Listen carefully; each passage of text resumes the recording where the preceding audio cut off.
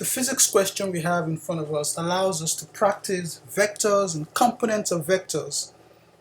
We're told that a small plane 160 kilometers south of the equator is flying at 150 kilometers per hour at a heading of 30 degrees to the west of north. The question is, in how many minutes will the plane cross the equator? In other words, what's the time it will take?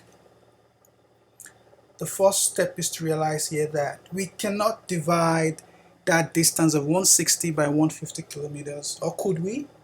You would find out. We'd have to incorporate the concept of vectors, of the components of that speed. So let's get to the solution. So here's how we're going to approach this question. We're told that the plane is south of the equator. It is flying 150 kilometers per hour. So because we know it's south of the equator, we're going to just put the plane right here.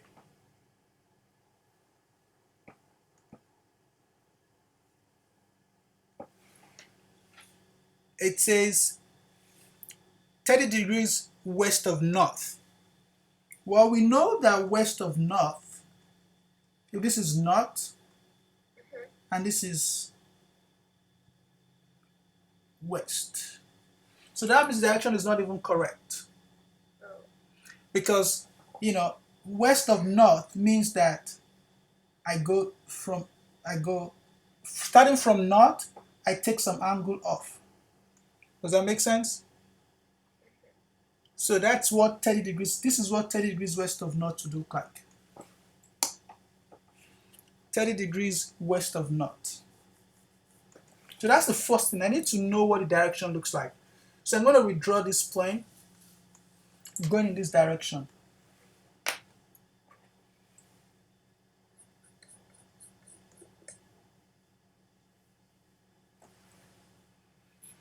So here's our plane traveling at 30 degrees west of north, right? And the question is, how many minutes will the plane cross the equator? In how many minutes will the plane cross the equator? So the equator must be somewhere here, right? Yes. So we're just going to draw the equator. The equator is the horizontal line that is at latitude 0 degrees, right? And now we've assumed that the earth here is flat. Now, technically the earth is curved, right? But for the sake of this question, and because we know this is a lower level physics question, we're going to assume flat. And because it's flat, we're not going to draw a curved line for the equator. No, we're going to draw a straight line because we are assuming a flat earth.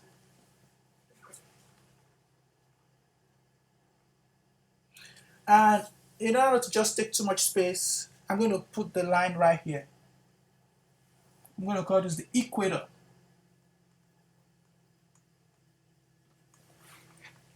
The question now is, if the plane keeps going in this direction,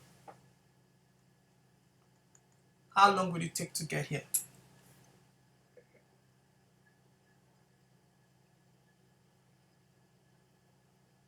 So how would you draw that on like a graph? Because that isn't like... So the next thing we got to ask ourselves is, there's a distance we're giving it. So now, here's the next thing we're going to do. When we're solving a problem like this, we're going to ask ourselves, what can we do with the numbers we're given? We're given 160 kilometers and we're given 150 kilometers per hour, 30 degrees west of north. So we've put in the 30 degrees right here, right? Because it tells us the direction. Yes. And 150 kilometers per hour, we can call that the magnitude of this vector, right?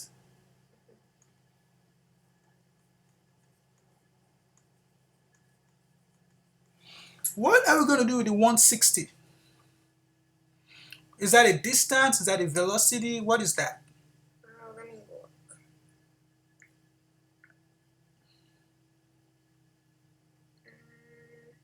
Velocity. So it says 160 kilometers. It doesn't have a per hour, just the distance, right? Distance. Yeah.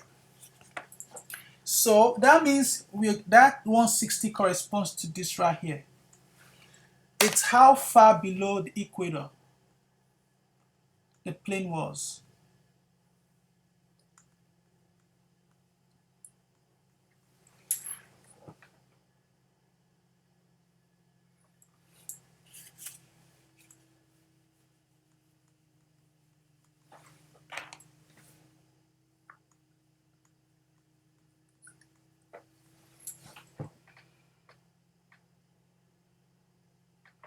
Now, here's the thing. Someone might say, well, I know that there are three ways to do this. A person can say, let's try, there are three ways to do this. I'm going to say three approaches.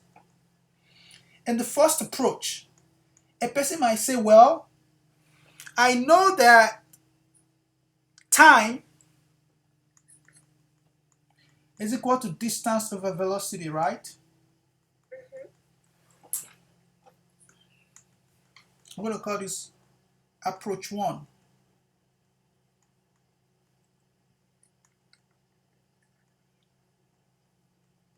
I say, well, I got a distance, 160 kilometers, and I have a velocity, 150 kilometers per hour, and then I divide. But would this be right? No, it would not be right, because this distance is this, and this velocity is in this. It's an inclined velocity. So that would not be right. So we know it can't be this. Approach 1 is going to be wrong. You can't just divide that distance by that velocity. Like, well, so what do I do? Wait, what are we trying to find? We're trying to find the time. Read the question and tell me what we're trying to find.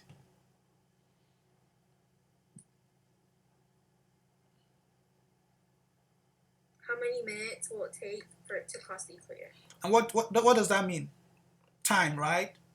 Because minutes is a measure of time. So it's pretty much saying how long would it take before it touches the equator. So we don't care where it touches the equator. We're just interested in how much time it takes. So we found out that we took this distance, 160 kilometers, and we cannot just divide it with 150 kilometers per hour, because 150 kilometers per hour isn't all going up. Some of it is taking it far it's going west. So only a part of this 150 kilometers is traveling north. Does that make sense? So in other words, if we could find the vertical component of this 150 kilometers per hour, that would be the velocity we need here to find the time.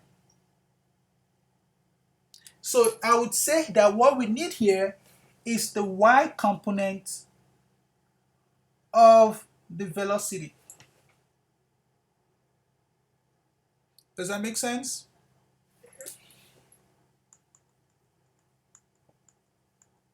Now, based on what we've done, I'm just going to draw a simple triangle. If something is going at 150 kilometers per hour, let's just call this V. Let's not even go into all the actual numbers. And we have an angle. What is the y component of this V? V cosine or sine theta. What is it? Just look at it. Is this adjacent to the angle, or is it opposite to the angle? It's the hypotenuse and adjacent. Adjacent. So that's going to be Cosine. Cosine. So Vy is going to be V cosine theta. Does that make sense? Yes. So that means what we need here, the vertical effect, how much of this velocity actually is traveling north, is 150 kilometers per hour cosine 30 degrees.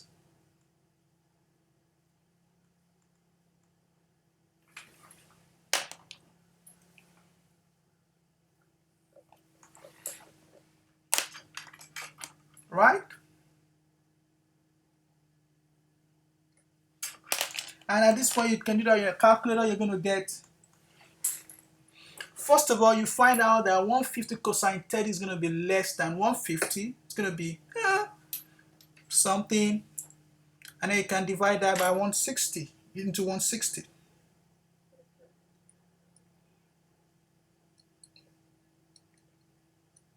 1.2.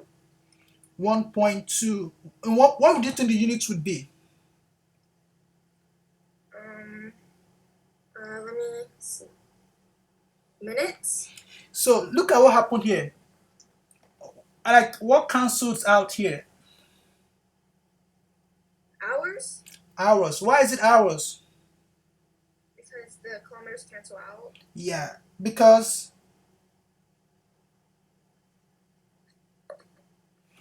the kilometers cancels out with the kilometers, and you're left with per hour, like two divisions, a reciprocal of hour, so that makes it hour.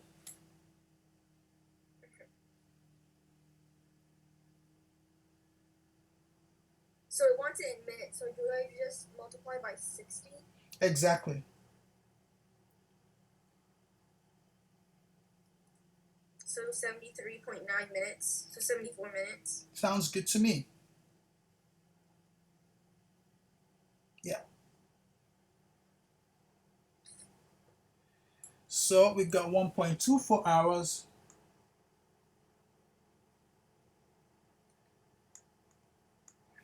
And the way to convert that to minutes is technically to use the chain rule, which says you go 1 hour, 60 minutes, and then you get 1.4 times 60. So now when you solve a physics question, you step back. Like, okay, does this make sense? Does this make sense to you? Yes.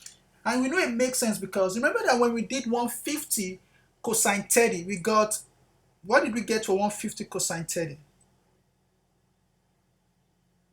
Oh, 1.2? 129. I mean 150 times cosine 30. Oh, 129.9. 1.9. So that's about 130.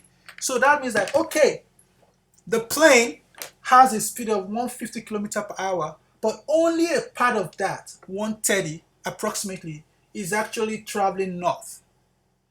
So that's why we had to divide that distance by that speed going north to find the time. So that's an example of why it's very useful to know how to calculate the components of vectors. So you see, in this question, they didn't tell you to find the y component of the velocity. You had to just understand that conceptually, that was what I needed. Okay.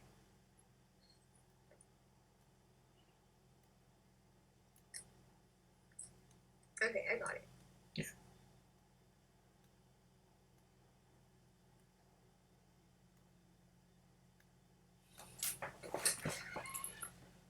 So approach 2 is correct. Okay.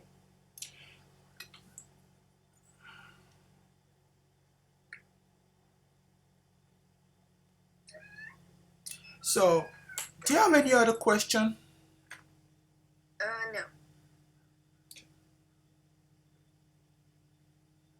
I got it.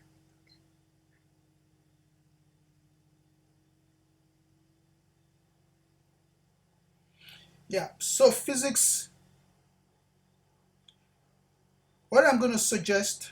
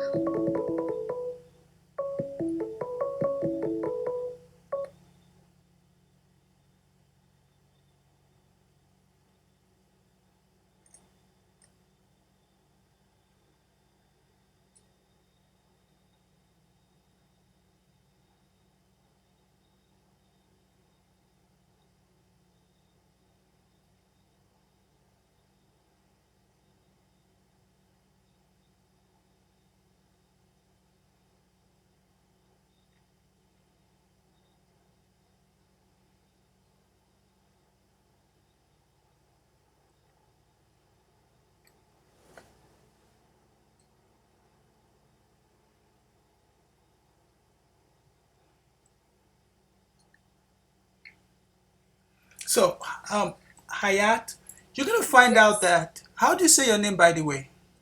Oh, you're saying it right. Thank you. You're gonna when you go through the rest of this exercise, you're gonna find questions. They're not always gonna tell you all the steps you need to take, but you must be ready to, you know, to think outside the box, Yes. and that's it. So, at this point, do you have any questions? No, I think I got it. Good. Through this explanation, you have gained a better understanding of how to apply vectors and components in solving a type of kinematic problem. And I'm going to give you information on how you can contact me if you want tutoring. I've had more than 10 years of working with students at all kinds of physics, including high school, AP physics, and college physics. Physics is my best subject. I'm always glad when the light comes on in the mind of students as they get to understand physics. So here are the very affordable rates that I offer, and a trial will convince you. I'm looking forward to helping you attain success.